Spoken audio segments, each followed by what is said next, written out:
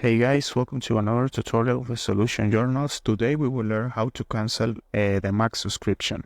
The first thing you need to know is now HBO Max call it Max because the last actualization they changed the face of the mark of the app, and now the name is Max. And some options, for example, the subscription is new. It's a little, they changing a little. This is the process. And the second thing you need to know is this application is in Spanish. You need to I translate to you this process, and that's it.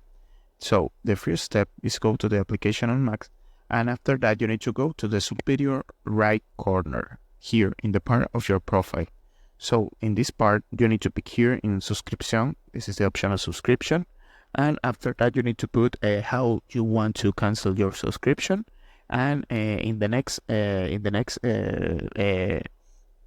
time to pay your subscription, the subscription be ended. So this is the process. I hope this tutorial was helpful for you.